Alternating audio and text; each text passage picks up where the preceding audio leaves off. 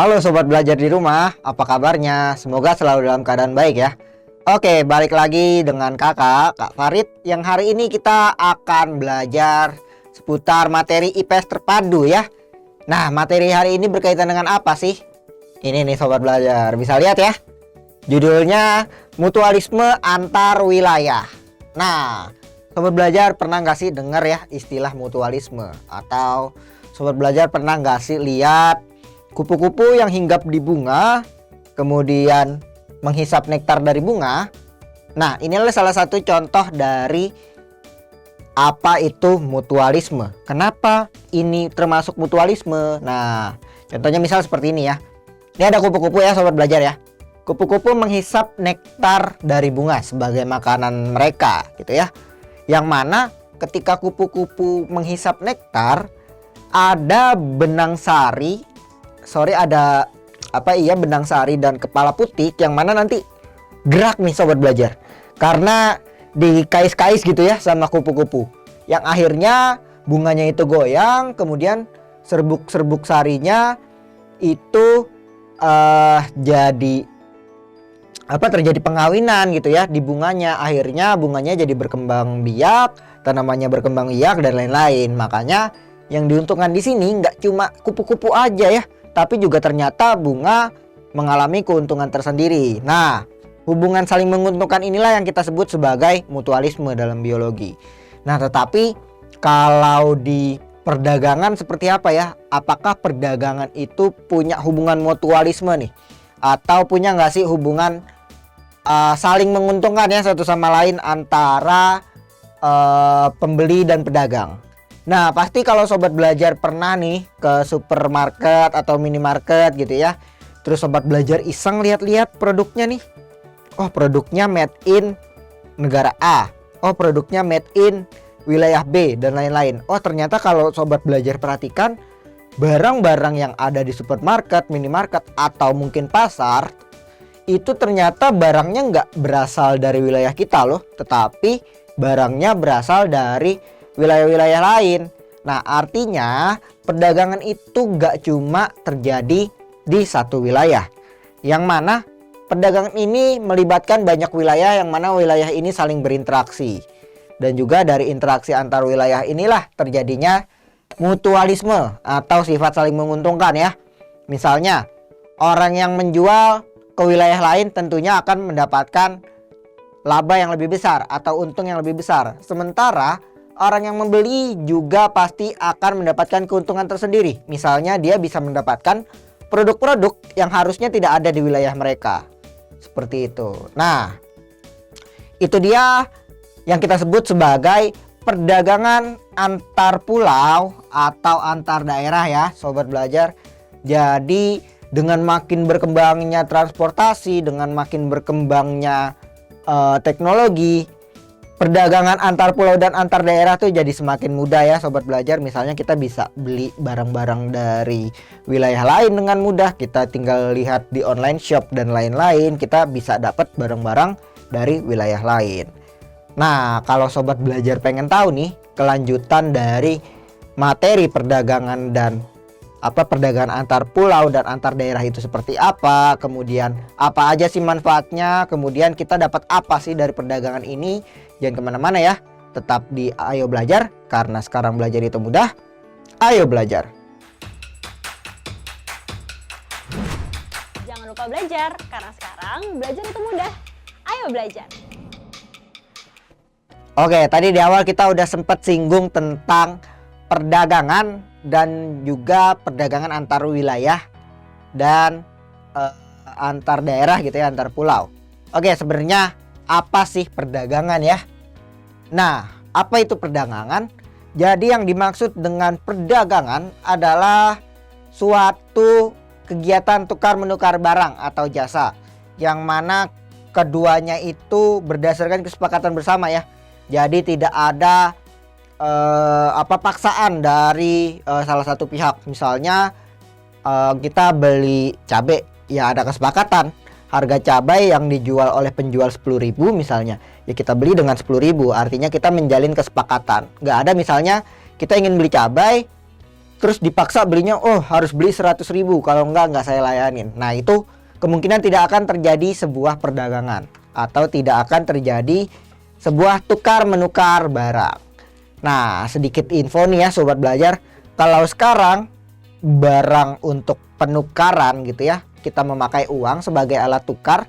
Kalau dulu untuk perdagangan itu sifatnya barter ya sobat belajar. Misalnya kalau Indonesia itu terkenal rempah-rempah gitu ya, Indonesia berdagang dengan rempah-rempah dibarter dengan barang lainnya.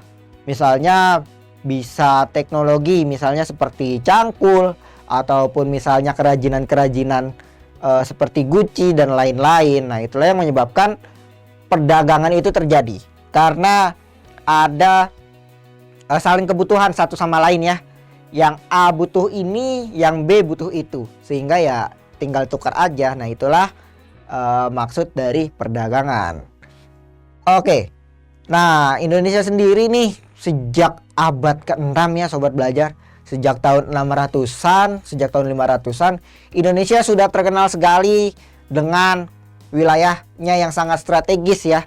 Karena Indonesia sendiri dikenal sebagai jalur sutra perdagangan ya sobat belajar, yang mana perdagangan antara wilayah-wilayah di Asia, misalnya di India, dengan wilayah di Asia Timur seperti di Cina atau Jepang, itu kalau ingin mengirim barang pasti harus lewat Indonesia dulu sobat belajar. Misalnya ya, ketika ada pedagang dari Cina nih di masa lalu, ketika ia ingin mendagangkan dagangannya ke wilayah India yang nantinya akan dikirim lagi ke Persia dan Eropa dan lain-lain, itu harus lewat sini dulu sobat belajar. Dia pertama lewat Laut Cina Selatan, kemudian bisa juga lewat sini ya, lewat Selat Kalimantan, tapi bisa juga lewat sini. Biasanya lewat sini ya, lewat Selat Malaka. Kemudian biasanya bersinggah dulu di Indonesia. Nah, ketika bersinggah di Indonesia, mereka berdagang juga gitu ya, mendagangkan produk-produk mereka, dan juga nanti Indonesia juga mendagangkan nih produk-produk mereka. Misalnya mereka kan pasti butuh banget supply gitu ya, karena perjalanan zaman dulu tuh lama ya sobat belajar. Nggak seperti kapal laut sekarang yang mungkin kalau dari Cina ke India mungkin cuma makan waktu 1 minggu sampai 10 hari gitu ya. Kalau zaman dulu bisa berbulan-bulan sobat belajar, karena dulu kan belum ada mesin ya. Jadi masih bergantung banget dengan angin, masih bergantung banget dengan cuaca dan lain-lain. Nah ketika pedagang Cina ini dia bersinggah, pastinya dia butuh supply gitu ya, karena untuk menyestok kembali kebutuhan makanan untuk awak-awak kapal mereka gitu ya, sebelum melanjutkan lagi nih perdagangan lewat Selat Malaka, kemudian nanti menembus sampai India. Nah inilah salah satu contoh dari perdagangan antar daerah ya. Jadi perdagangan antar daerah tuh salah satu contohnya dipengaruhi juga oleh jalur perdagangan ya sobat belajar, yang mana Indonesia sangat potensial terhadap hal tersebut. Nah, bicara tentang perdagangan dan perdagangan antar pulau atau daerah, kita perlu paham dulu sebenarnya apa sih ya tujuannya untuk apa, kemudian faktornya untuk apa, dan ada gak sih manfaatnya. Kalau gak ada manfaatnya ya ngapain kita lakukan. Oke, kita coba cek satu-satu ya. Yang pertama, kita lihat dulu dari segi tujuannya ya. Oke, yang paling jelas tentunya ketika kita melakukan perdagangan atau kita berdagang, berbisnis, tentu yang pertama kita cari adalah laba atau keuntungan. Gak mungkin dong kita dagang cari rugi gitu ya. Kita misalnya kita jual produk olahan, misalnya tempe, kita jual tempe. Kita mengolah tempe, biaya produksinya misalnya satu balok tempe, katakanlah misal kita produksi 3.000, terus kita jual 2.000. Kan nggak mungkin ya sobat belajar. Yang ada kita nanti gulung tikar, kita rugi. Nah pasti kita mencari laba. Kalau kita produksinya 3.000, ya kita jual 5.000, seperti itu untuk mendapatkan untung. Jadi yang pasti tujuan perdagangan adalah ini, untuk memperoleh laba. Yang kedua adalah untuk memperluas jangkauan pasar. Nah, kedua ini saling berkaitan ya sobat belajar, antara memperoleh laba dan juga memperluas jangkauan pasar. Nah, contohnya gimana sobat belajar? Misalnya kita masih analogikan kita penjual tempe ya. Kita menjual tempe di wilayah kita sendiri nih. Oh ternyata berkembang, bisnis kita berkembang, keuntungan kita banyak gitu ya. Sampai akhirnya omset dari dagangan kita tuh kita lihat kok segini-segini aja, nggak bertambah gitu ya. Sementara kebutuhan kita belum terpenuhi nih dengan pendapatan kita yang segini. Artinya apa yang harus kita lakukan? Artinya yang pertama harus kita lakukan tentunya adalah memperluas jangkauan pasar kita. Jadi jangan cuma berdagang di satu daerah ya sobat belajar. Misalnya tadi kita awalnya jualannya di daerah kita aja. Oh tetapi ternyata setelah kita survei, setelah kita lakukan observasi, ternyata daerah sebelah, daerah tetangga itu juga butuh banyak nih stok tempe. Yang akhirnya kita punya kesempatan nih untuk jualan di daerah tersebut. Akhirnya kita buka cabang di wilayah tersebut. Kita juga jual produk-produk kita di wilayah tersebut. Yang mana nantinya pasar kita jadi semakin besar ya. Dari yang awalnya pasar kita cuma di daerah kita, jadi semakin besar ke wilayah lain. Yang akhirnya dari pasar kita yang besar akan menghasilkan laba yang besar juga. Karena nanti marketnya, konsumennya juga jadi semakin banyak. Nah itu dia yang menyebabkan dagangan kita jadi strong ya sobat belajar, jadi untung. Nah ini tujuannya. Oke, kita udah bahas tentang tujuannya. Sekarang kita bahas tentang faktornya. Nah sebelum kita bahas tentang manfaatnya, kita bahas dulu tentang faktornya ya. Kalau kita nggak paham tentang faktor perdagangan antar pulau atau antar daerah ini, kita nggak bakal bisa nih yang namanya kita menganalisis untuk mendapatkan keuntungan di wilayah lain. Karena bisa jadi kita salah dalam mengambil keputusan ya. Nah untuk itu ini ada dua faktor yang mendorong terjadinya perdagangan antar pulau atau antar daerah. Nah tadi di awal kita sempat bahas tentang pengertian ya dari perdagangan. Jadi perdagangan itu adalah suatu kegiatan tukar menukar barang atau jasa yang mana kedua belah pihak itu saling sepakat ya, dan tidak ada keterpaksaan. Artinya faktor mendorong untuk terjadinya perdagangan antar pulau artinya adalah kedua daerah itu harus sepakat. Misalnya daerah A dan daerah B. Daerah A, penjual A itu ingin menjual produknya ke wilayah B. Tentunya harus ada kesepakatan dari wilayah B ya. Apakah barang yang dijual ini cocok atau enggak. Nah makanya ini dia nih faktornya. Yang pertama ada faktor produksi yang dimiliki daerah itu berbeda. Contoh misalnya ada daerah A ya dan juga wilayah B gitu ya. Daerah A misalnya dia menghasilkan ikan ya sobat belajar. Ikan, produknya misal olah-olahan ikan. Misalnya ada ikan asin, kemudian ada ikan segar. Kemudian misalnya produk-produk olahan ikan seperti kerupuk ikan dan lain-lain gitu ya. Sementara kalau wilayah B, dia wilayahnya pegunungan, misalnya produknya misalnya sayur-sayuran. Kemudian sayur-sayurannya ini diolah gitu ya, misalnya jadi olahan misalnya keripik atau apapun itu gitu ya. Nah, yang mana dari sini pasti ada faktor produksi yang berbeda ya sobat belajar. Nah, karena ada faktor produksi yang berbeda, artinya mereka pasti akan saling membutuhkan satu sama lain. Gitu ya. Jadi mereka bisa nih membuat kesepakatan. Gitu ya. Kesepakatan bisa terjalin sehingga perdagangan antar pulau atau antar daerah untuk wilayah A dan wilayah B itu dapat terjalin gitu ya dengan baik gitu. Nah, begitu juga kebalikan sobat belajar. Misalnya ketika sobat belajar produk utama dari daerah sobat belajar misalnya ini ya, produk olahan ikan. Terus sobat belajar pengen nih menjual produk sobat belajar ke wilayah lain. Terus sobat belajar gak lihat karakteristiknya, gak lihat produk apa yang dihasilkan oleh wilayah tujuan sobat belajar. Akhirnya sobat belajar asal jual ternyata gak laku. Wah, ternyata pas sobat belajar teliti, pas sobat belajar lihat lagi, oh ternyata wilayah ini sudah menghasilkan produk yang sama, produknya nggak berbeda. Akhirnya apa ya, wajar kalau barang dagangan sobat belajar jadi gak laku ya. Karena tadi mereka sudah punya ikan sendiri, mereka sudah faktor produksinya ikan, ngapain kita jual ikan lagi gitu ya. Ngapain mereka harus beli ikan dari daerah lain kalau ikan dari wilayah mereka sendiri saja sudah mencukupi gitu ya. Nah, artinya sobat belajar kalau ingin mengembangkan bisnisnya, yang pertama adalah cari ya wilayah yang faktor produksinya berbeda. Itu yang pertama. Yang kedua ada perbedaan tingkat harga antar daerah yang berbeda. Nah, tentunya ini juga menyebabkan kenapa banyak orang-orang itu menjual barang dagangannya ke daerah lain. Salah satu faktornya adalah karena ketika dia menjual ke daerahnya sendiri, itu untungnya sedikit. Contoh misalnya seperti ini ya sobat belajar. Sobat belajar pasti pernah makan ya masakan Padang ya, nasi Padang. Nah, kalau di wilayah sobat belajar harganya berapa nih? Pasti bervariasi ya.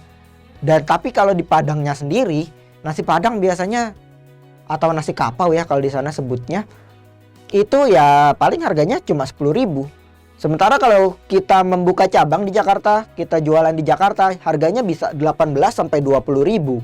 Artinya ada perbedaan harga yang cukup tinggi sehingga orang-orang tertarik untuk menjual barang dagangannya di daerah lain. Nah, jadi faktor ini juga penting ya sobat belajar ya. Kalau kita ingin untung yang lebih baik, ya kita cari daerah mana yang sekiranya barang ini tuh jadi lebih mahal gitu. Atau misal sobat belajar tinggal di sekitaran Jakarta, misalnya sobat belajar tinggal di daerah Banten, dan misalnya daerah Banten banyak nih menghasilkan singkong, yang mana sobat belajar nanti coba olah jadi produk keripik singkong.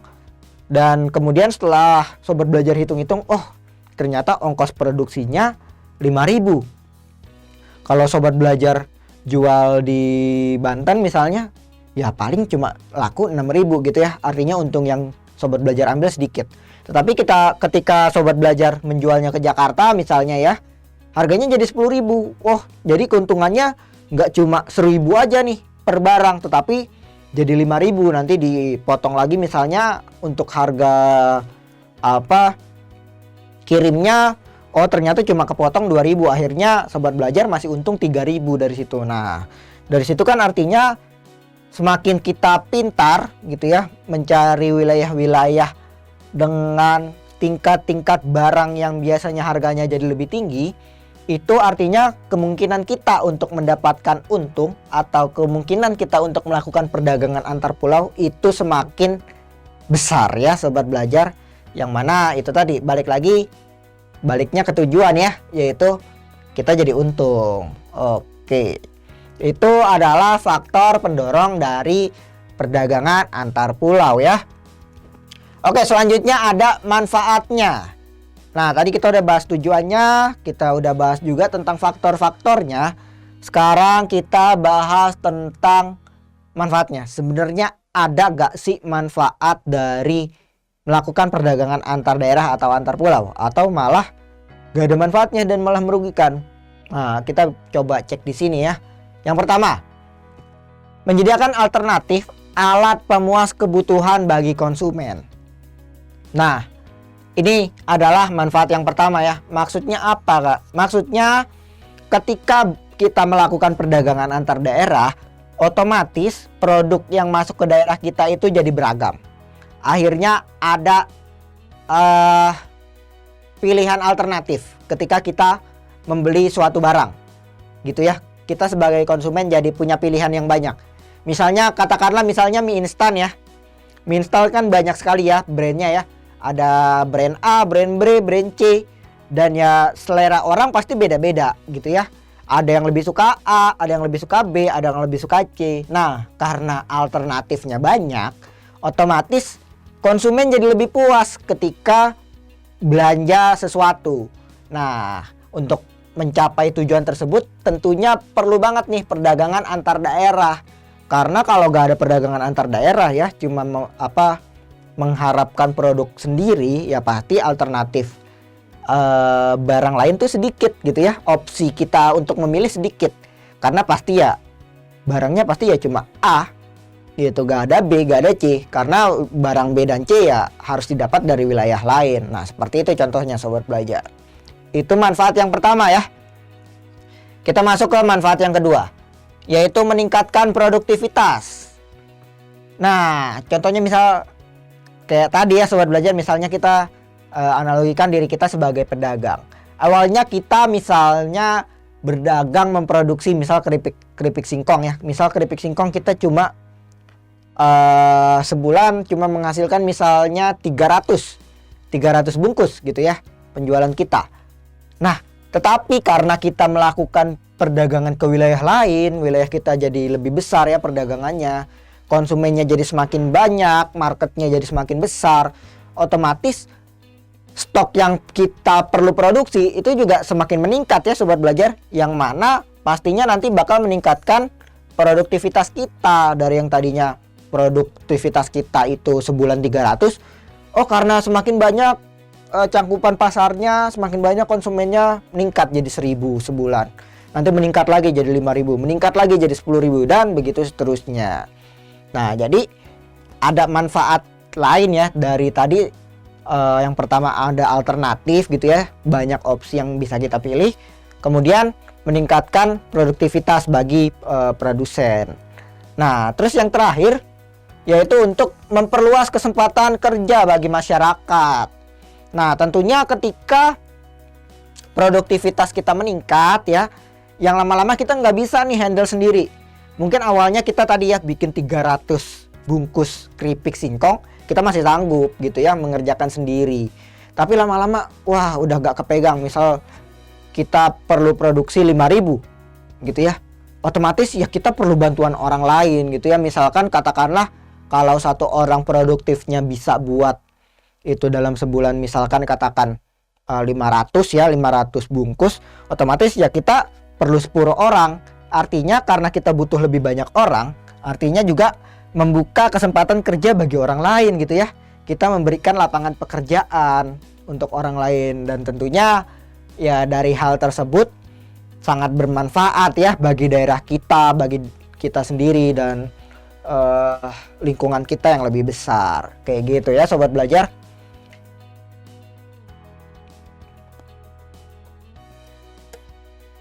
Oke, sorry.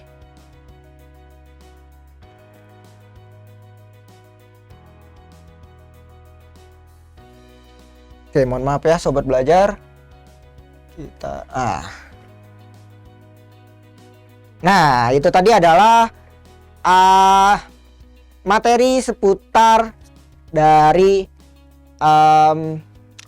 perdagangan ya, perdagangan antar pulau atau antar daerah, yang mana ketika kita melakukan perdagangan, perdagangan kita jadi lebih luas ya. Untungnya juga jadi semakin banyak, dan manfaatnya juga ternyata sangat bagus ya buat lingkungan kita ya.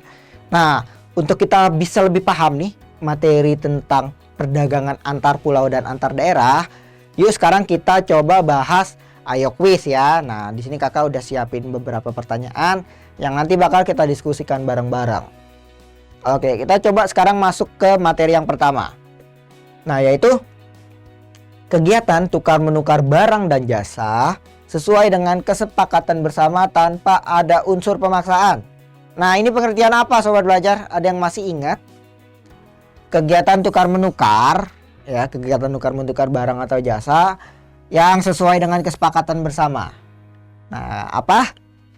Oke, ini gampang banget ya, sudah jelas. Jawabannya adalah perdagangan. Oke. Nah, kalau kebutuhan itu adalah sesuatu pemenuhan hasrat, yang mana ketika hasrat kita terpenuhi itu akan menyebabkan keberlangsungan hidup kita. Seperti misal contohnya kita perlu makan ya. Nah, berarti makan adalah kebutuhan. Nah, itu kebutuhan. Kemudian kalau supermarket ya, Sobat Belajar udah pada tahu lah ya. Jadi supermarket itu pasar modern yang mana produknya juga banyak, bervariasi dan lain-lain. Nah, sementara kalau distribusi itu artinya adalah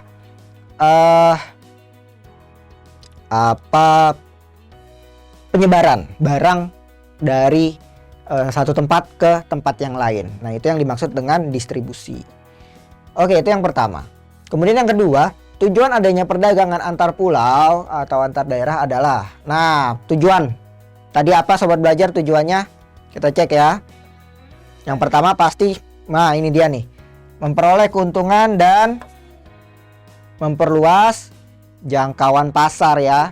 Nah ketika tadi pasar kita jadi lebih luas, otomatis keuntungan kita yang kita dapat juga jadi semakin lebih luas. Ini ya tujuan perdagangan antar pulau atau antar daerah ya. Oke, kita lanjut yang ketiga. Nah, faktor pendorong perdagangan antar pulau atau antar daerah ditunjukkan pada angka. Nah, faktor tadi ada 2. Angka yang mana nih sobat belajar? Kita cek ya. Perbedaan faktor produksi, benar apa salah sobat belajar? Benar ya. Jadi 1 benar, kita cek. Oh, ternyata memang opsinya semuanya ada nomor 1 atau ada angka 1. Kita cek satu lagi ya. Terbatasnya sarana transportasi. Nah, ini malah enggak ya sobat belajar ya. Ini malah bukan faktor yang mendorong, tetapi faktor yang menghambat terjadinya perdagangan antar daerah. Gitu ya. Ketika sarana transportasinya nggak memadai, artinya untuk kita melakukan perdagangan antar daerah itu jadi semakin sulit. Gitu ya. Oke, 3. Perbedaan tingkat harga antar daerah. Nah, ini benar ya sobat belajar, karena tadi ada perbedaan tingkat harga, yang mana produk kita yang harusnya di daerah kita harganya sekian, kalau kita jual ke daerah lain harganya jadi semakin tinggi, sehingga itu mendorong terjadinya perdagangan antar daerah. Jadi jawabannya 1 dan 3, itu B. Oke, berikutnya ada, nah ini yang bukan manfaat perdagangan. Tadi manfaat perdagangan ada 3 ya. Pertama A, menyediakan alternatif. Nah ini sudah jelas ya. Ini adalah benar, jadi benar manfaat. Meningkatkan produktivitas, ini juga benar ya. Tadi ya sobat belajar udah kita bahas. Kalau kita melakukan perdagangan antar daerah, otomatis produk kita perlu lebih banyak jumlahnya sehingga produktivitas kita meningkat. Dan yang terakhir, nah ini juga jelas ya, ketika produktivitas kita meningkat, produk yang perlu kita buat banyak, otomatis kita perlu banyak orang. Artinya kita nanti bakal membuka kesempatan kerja bagi masyarakat. Sehingga jawaban yang bukan merupakan manfaat adalah ini ya, D, yaitu mempercepat jalur distribusi. Oke, nih ada studi kasus terakhir, sobat belajar bisa screenshot ya. Yang mana nanti sobat belajar coba analisis sendiri nih. Sobat belajar coba memikirkan ketika sobat belajar jadi pedagang, kemudian sobat belajar ingin mendagangkan dagangan sobat belajar ke wilayah lain. Kira-kira wilayah mana yang cocok untuk jadi target pasar sobat belajar? Oke, itu aja materi yang bisa kakak sampaikan. Atas kurang lebihnya mohon maaf. Sampai jumpa ya di pertemuan berikutnya. Karena sekarang belajar itu mudah, ayo belajar. Jangan lupa belajar, karena sekarang belajar itu mudah. Ayo belajar.